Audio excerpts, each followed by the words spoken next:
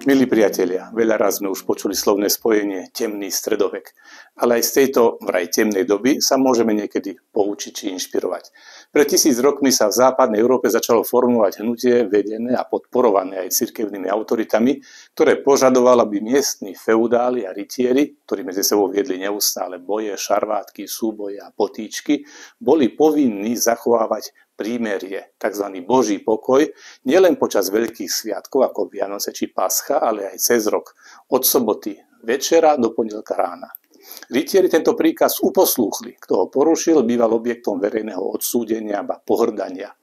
Aj to bol aspoň malý príspevok ku kultivovaniu spoločnosti a k znižovaniu násilia. A aj vďaka tomuto vývoju v Európe dnes žijeme v kultúrnej krajine, ktorá už nie je miestom zrážok ozbrojencov a jednotlivé skupiny na presadzovanie svojich predstav o chode spoločnosti používajú demokratické politické metódy. Napriek tomu však radi používame slovné spojenia ako politický boj, súboje politických oponentov, politické potýčky a šarvátky a tak ďalej. Politika je však predovšetkým práca pre verejné dobro. Možno je to niekedy aj v prednesnom zmysle slova boj za dobro, ale práve preto, že ide o prácu, a možno aj o boj, hoď aj za dobro, bolo by hádam na prospech celej spoločnosti, keby sa rozvinula aj u nás 1000 ročie po vzniku pojmu nedeľného Božieho pokoja, kultúra odpočinku a pokoja počas dní pokoja a odpočinku, teda aj nedele.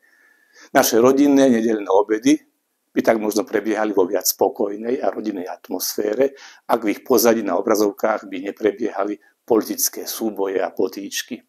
Na tie je dosť času počas celého pracovného týždňa. A možno by takúto kultúru privítali aj samotní politici, veď aj oni a ich rodiny majú tiež právo na oddych a odpočinok. A televízne stanice sú schopné istotne vymyslieť aj oddychovejšie a menej napínavé nedeľné programy. Ako hovoria letúšky pasažierom pred štartom, relax and enjoy. Skúsme prispieť k novej kultúre. Pred štartom do nového týždňa v nedeľu relax and enjoy. Uvoľníme sa a oddychnime si od bojov i súbojov. Každá iniciatíva v tomto smere bude len vítaná.